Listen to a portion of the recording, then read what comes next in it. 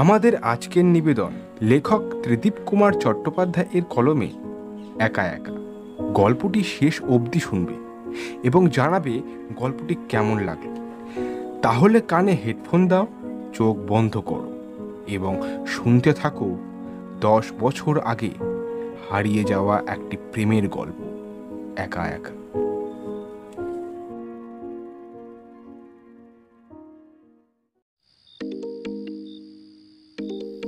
Hello. Hello, Debesh Das বলছেন? না না, রং নাম্বার। ও sorry. Hello hello hello. Hello, এটা কি দেবেশ দাসের ফোন নাম্বার? মোটেই নয়। আপনি একটু আগেই ফোন করেছিলেন না? হ্যাঁ সরি, কিছু মনে করবেন না। না না, আমার মনে হচ্ছে আপনার কোথাও ভুল হচ্ছে। দেবেশ দাসের নম্বরটা আপনি ভুল নোট করেছেন মনে হয়। আমার নাম্বার হচ্ছে 9433309301। হ্যালো। যা বাবা, রেখে দিল। অদ্ভুত মহিলা তো, পরপর ভুল নাম্বারে ফোন করছে, আবার সেটা বলতে গেলাম তো ধুর। আবার ফোন, আরে এ তো একই নম্বর। নিশ্চয়ই সেই মহিলা। মহা জ্বালাতন হলো, ভুল নাম্বারে ফোন করছে আবার শুনছেও না। Hello hello. হ্যালো, শুনুন শুনুন, দয়া করে আমার নাম্বারটা একটু নোট করে নিন। এটা কোনো দেবেশ দাসের নম্বর নয়, শুনছেন? হ্যালো। আরে কথা বলছেন না কেন? আহা, আমি বুঝতে পারছি আপনি ইচ্ছে করে করছেন না। দেবেশ দাসকে আপনার এখনই দরকার, তাই তো? না, কোনো দরকার নেই। তবে আমি জানি এটা কার নাম্বার। কি কি কি জানেন? হ্যাঁ জানি, দেবাঞ্জন দত্তের নাম্বার। হ্যাঁ হ্যাঁ হ্যাঁ ঠিক, আমি দেবাঞ্জন বলছি। কিন্তু তাহলে এতবার ধরে দেবেশ দেবেশ করছেন কেন? ইচ্ছে করলো। ইচ্ছে করলো? আমি তো আপনার কথা কিছু বুঝতে পারছি না, একটু প্লিজ বুঝিয়ে বলবেন? বুঝবেন কি করে? গলাটাই তো চিনতে পারলেন না। কি হলো, চুপ করে গেলেন যে? দেখুন ম্যাডাম, আমি ভীষণ ক্লান্ত। সারাদিন প্রচুর চাপে থাকি। এই রাত 8:30টার সময়। জানি জানি, এই সময়টুকু আপনি রিল্যাক্স করেন। টিভিতে খবর দেখতে দেখতে ফ্রিজ থেকে খাবার বের করে ওভেনে গরম করেন, তারপর 2 প্যাক হুইস্কির সঙ্গে ডিনার শেষ করেন। ঠিক বলছি তো? 200%। I am just surprised. আমার সম্পর্কে যাবতীয় ইনফরমেশন আপনি রাখেন। Thank you for that, but why and who? আপনি কে বলছেন? বলবো না। আপনি গলা চিনতে পারেননি? আপনাকে গেস করতে হবে। রাবিশ, ভাল লাগছে না। কেটে দেবো কিন্তু ফোন। লাভ নেই, আবার করব। সুইচ অফ করে দেবো। তখন ল্যান্ডলাইনে করব। সেটাও যদি অফ করে দেন, কাল সকাল থেকে ফের শুরু করব। উফ, প্লিজ, কেন জ্বালাতন করছেন বলুন তো? আচ্ছা যেদি মেয়ে আপনি তো। এই তো ঠিক বলেছেন এতক্ষণে, তবু চিনতে পারছেন না? আপনার স্মৃতিতে এত মরচে পড়ে গেছে, আজ তো গবেট একটা। গবেট? How dear! Oh my god! আপনি আপনি মানে তুমি? হ্যাঁ, নবনীতা।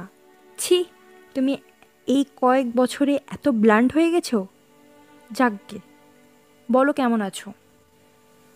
ও, কেমন আছি এই প্রশ্নের মানে কি? তুমি তো দেখলাম আমার নারী নক্ষত্রের খবর রাখো। হঠাৎ এতকাল পরে, after show many long years, মনে পড়লো তাহলে? মনে না পড়ে কি উপায় আছে দেবাঞ্জন? জীবন থেকে কি মুছে দেওয়া যাবে 10টা বছর মুছে দেওয়া যাবে দেবলীনা অরিত্রকে? ওহ, তবু তবু আজকেই। ওই যে দেবলীনা অরিত্র, একজন ব্যাঙ্গালোর থেকে, অন্যজন স্টেট থেকে, যখনই ফোন করবে একই কথা। কি কথা? তুমি জানো না? বলেনি? বুঝলাম, তাহলে ওদের চাপেই তুমি কল করলে? না, কোনোদিনই মিথ্যে কথা বলতে পারিনি দেবাঞ্জন। আজ সন্ধ্যে থেকে ভীষণ টানছিল, পাগল পাগল লাগছিল। একদিকে এত বছরের সাইলেন্স, অন্যদিকে তারপর ঠিক করতে বাধ্য হলাম। করব, আজকেই করব। ও, কি?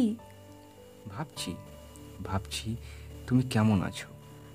আমি জিজ্ঞেস করতে এতক্ষণ হেজিটেট করছিলে? আমারও তো একই রুটিন দেবাঞ্জন। সেই অফিস, বাড়ি, স্নান, খাওয়া, ঘুম, 24 ঘন্টা 365 দিন। শোনোনি ওদের কাছে? শুনেছি। কি হলো, কথা ফুরিয়ে গেল? না, একটা অপরাধ বোধ হচ্ছে। আই শুড কনফেস, ফোনটা আমারই করা উচিত ছিল। ভেবেছি, চেষ্টাও করেছি, কিন্তু কি বলতো, পারিনি। কেন? ইগো? ভ্যানিটি? না,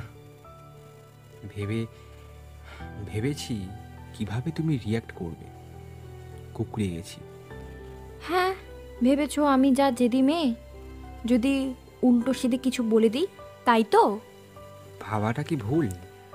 বাহ বাহ, এইসব ভেবে ভেবেই তো শেষ করে দিলে। ফেরার আর জায়গা রইল না। বাজে কথা বলো না নেতা, তোমার জেদ নেই, তুমি জেদি নও।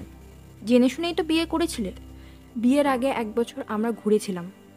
আমার সব শর্টকামিংস তোমার কাছে খুলে বলেছিলাম। তুমি কি বলেছিলে? ভুলে গেছো? বলেছিলে সব মানিয়ে নেব।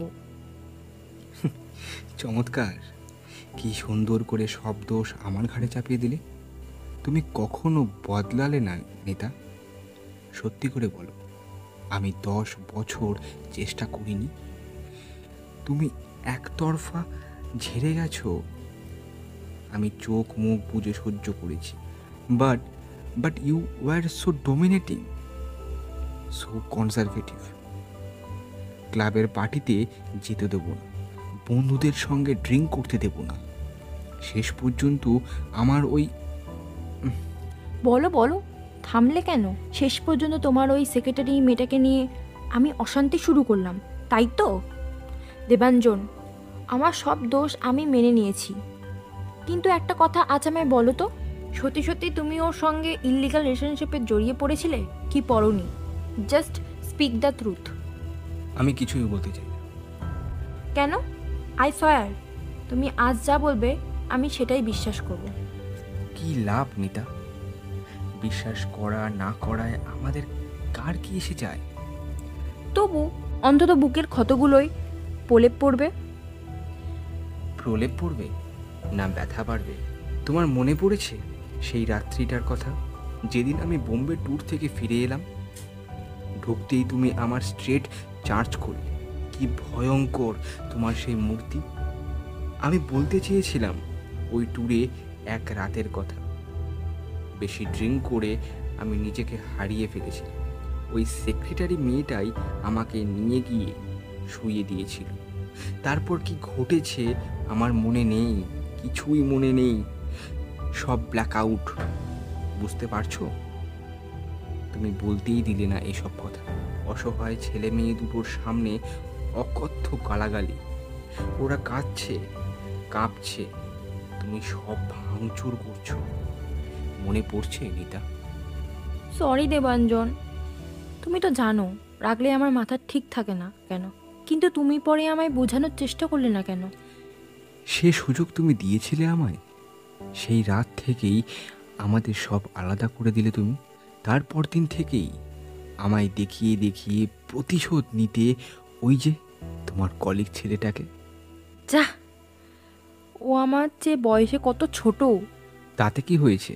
আমার মেল ভ্যানিটিকে চাবুক মারতেই তুমি সিগারেট ধরলে, মদ ধরলে, রাত করে বাড়ি ফিরতে শুরু করলে। ওই ছেলেটাই তোমাকে পৌঁছে দিত, আমি জানি। আমি ছেলে মেয়ে দুটোকে নিয়ে চুপচাপ বসে থাকতাম বারান্দায়।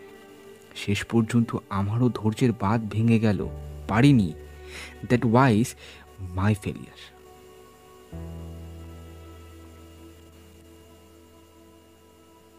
কি হলো, এবার তুমি চুপ করে গেলে কেন? আমার কিছু বলার নেই দেবাঞ্জন। হয়তো আমি ওকে ওকে নিতা, রিল্যাক্স, এটুকু যথেষ্ট। একটাই আফসোস, সেদিন যদি বুঝতে, তবে হয়তো আমাদের মাঝের দিনগুলো অন্যরকম হতো। আর সুযোগ নেই দেবাঞ্জন। কি হলো, আর হয় না? চেষ্টা করতে চাও? তুমি কি রাজি? একটু সময় দাও, ভেবে দেখি। কাল ফোন করব? না, 1 সপ্তাহ পর। আমি করব তোমায়। আজ অনেক রাত হলো, এবার ছাড়ি। ইচ্ছে করছে না। পাগলি মেয়ে, গুড নাইট।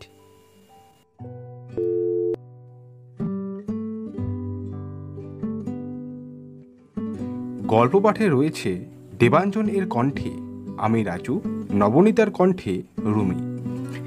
গল্পটি তোমাদের ভালো লেগে থাকলে কমেন্ট এবং লাইক করে জানাবে কিন্তু। আর শুভ দীপাবলি। আজকের জন্য অনেক অনেক শুভেচ্ছা রইল আমার সকল বন্ধুদের জন্য।